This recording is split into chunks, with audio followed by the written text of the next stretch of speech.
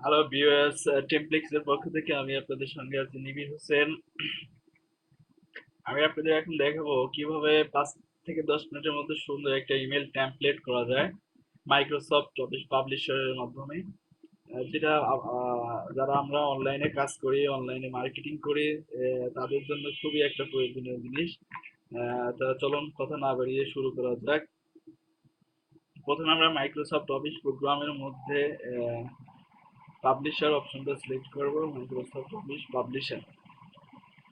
দেখেন এইখান থেকে greeting card, email email template, সুন্দর সুন্দর এখানে ইমেল টেমপ্লেট আছে, যেটা আপনার আহ, ভালো লাগে চেঞ্জ করে করে করে দেখুন, যেটা ভালো লাগে সেটাই। অর্গানাইজেশনের নাম, এখানে অর্গানাইজেশনের নাম দিয়ে নেবেন, বিজনেস নেম অনলাইন আপনাদের ইচ্ছা মতো বসাই নেবেন। আমি জাস্ট দেখাই দিচ্ছি দ্রুত কমপ্লিট করার জন্য।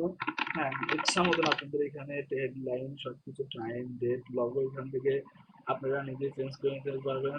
রাইট বাটন ক্লিক করে চেঞ্জ পিকচার ফ্রম ফাইল দেখাই দেবেন ইমেজ লোকেশনটা। আমি যে কোনো একটা ইমেজ জাস্ট দেখাই দিচ্ছি আপনাদের বোঝার ক্ষেত্রে। সাইন আপ, এখানে আপনাদের সমস্ত কিছু লিঙ্ক আপ করে দিতে পারবেন। ঠিক আছে, এখান থেকে এই ইমেজ চেঞ্জ করে দিবেন। লোকেশন ডিটেলস সব কিছু দেওয়ার পরে সাপোজ মনে করেন এটা আপনি সম্পূর্ণ কিছু কমপ্লিট করছেন, এটা চেঞ্জ করে দিবেন সম্পূর্ণ ইমেজ। আপনারা যে আপনাদের কন্টেন্ট অনুযায়ী, আপনাদের প্রয়োজন অনুযায়ী ইমেজ এবং কন্টেন্ট বসায় নেবেন।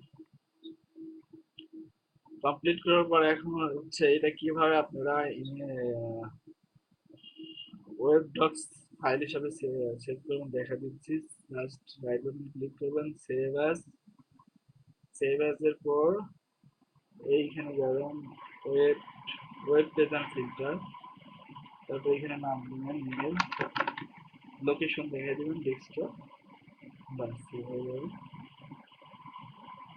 এবার চলেন আমরা দেখে নিই এই যে ইমেল একটা পেয়ে হয়েছে, খুব সুন্দরভাবে একটা টেমপ্লেট আমাদের হয়ে গেছে। এটা আপনারা বিভিন্ন অনলাইনে মার্কেটিং এর ক্ষেত্রে ইউজ করতে পারবেন। খুব সহজে 5 থেকে 10 মিনিটের মধ্যে, কোনো কঠিন ছিল, 5 মিনিটের মধ্যে একটা টেমপ্লেট তৈরি করবো সুন্দর মেল। আশা করি ভিডিওটা ভালো লাগছে। আর ভালো লাগলে অবশ্যই আমাদের চ্যানেলটা সাবস্ক্রাইব করবেন। আর পরবর্তী ভিডিওটা গুলো পাওয়ার জন্য বেল বাটনটা ক্লিক করবেন। Thank you, thanks for watch my video.